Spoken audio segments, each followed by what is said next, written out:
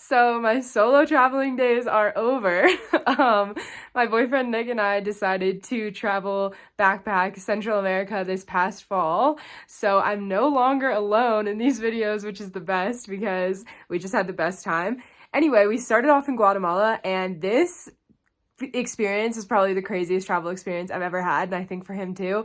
So buckle up.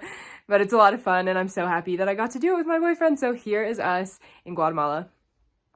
Okay, night one. How do you feel, Nick? I feel good. Yeah. Feel great. Now we're locked. We spent our first day walking around the streets of Antigua. I believe Antigua is a UNESCO World Heritage Site, which is awesome. This is a Starbucks that we're in. They have, like, every chain restaurant is the most beautiful chain you've ever seen in your life. Anyway, we love Antigua. It's gorgeous. This is the arch, but we had a super early morning the next morning, so we barely did anything at all. Walked around, had a nice dinner, and then headed back to our hotel in preparation.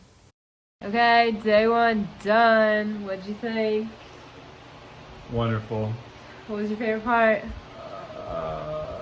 McDonald's. Oh, unexpected answer. We went to a really cool McDonald's. McDonald's was tight. All the fast food chains are tight. It was. They were good.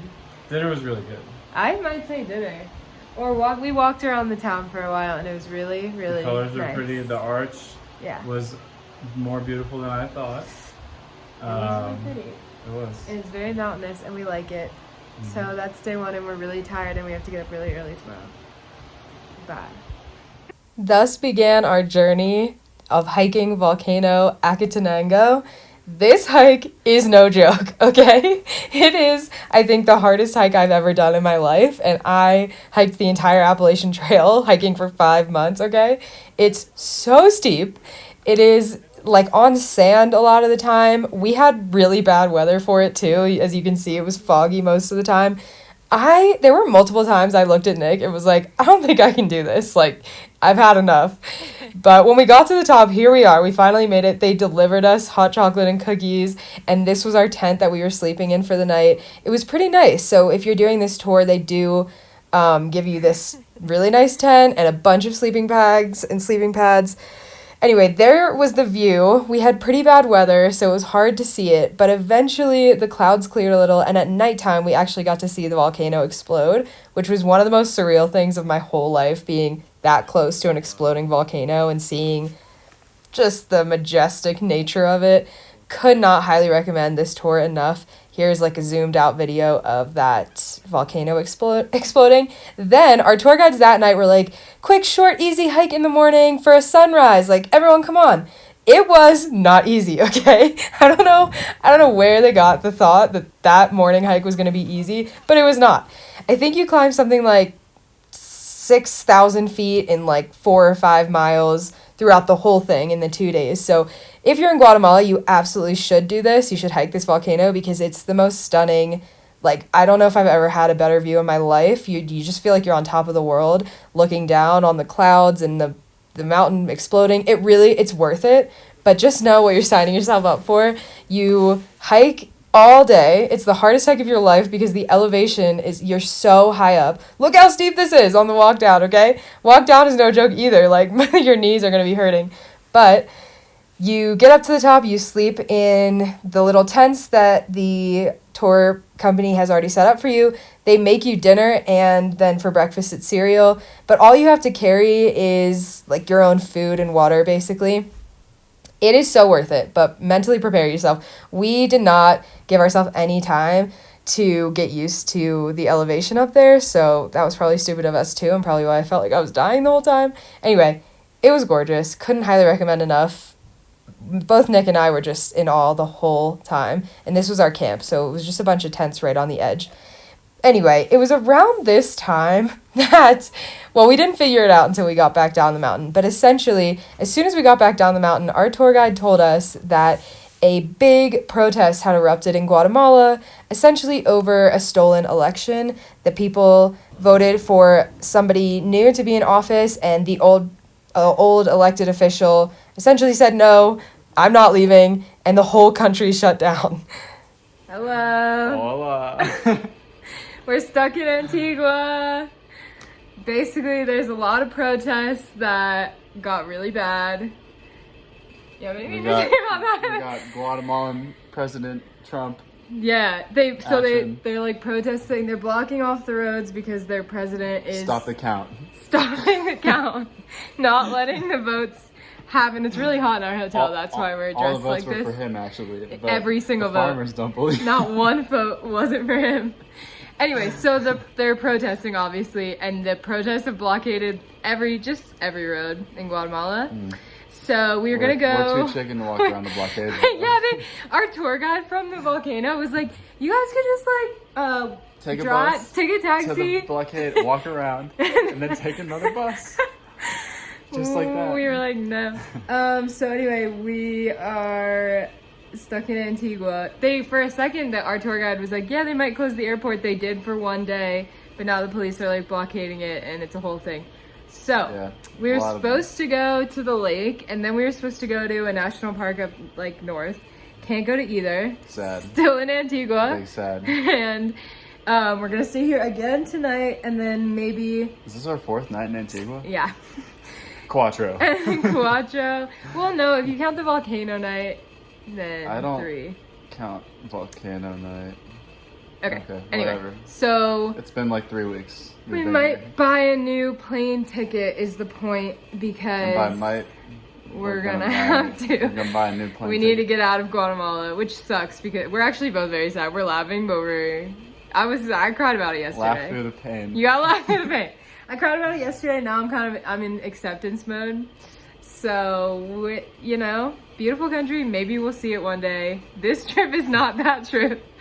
Antigua is nice though, and I guess we'll probably end up in Costa Rica super early. Real early. Really early. So that's our update. Gonna take San Jose by storm. That's our update. You have any other feelings? Muy triste. Muy triste. Okay, bye. Okay, bye.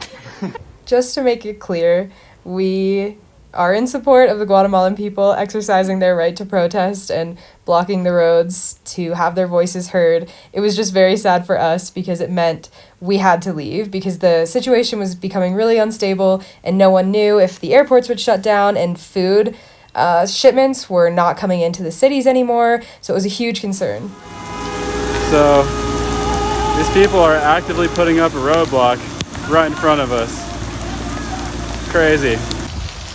Alright, so we just had a successful roadblock set up right behind us. We watched it! Oh. Watched it happen! Yeah, so this road was packed with cars like 2 minutes ago, and now none of them are here because they're all up there.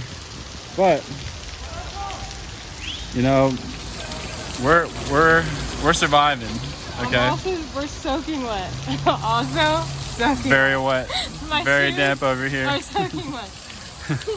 Crazy time. Okay. I realized while editing this video of Guatemala that I just didn't have enough footage to really explain the whole thing, what was happening, so I'm just gonna record it now. Essentially, like I said earlier in the video, there was a lot of protests going on over a stolen election, and the people of Guatemala, to protest it, put up big blockades in all of the major roads in Guatemala. So that shut down all travel because there was just like a ton of bodies on all the major roadways. And in the video that I just played, we watched them put up the last kind of blockade into and out of Antigua. So we were like, oh my goodness. Antigua was now pretty much blockaded and couldn't get in or out via car.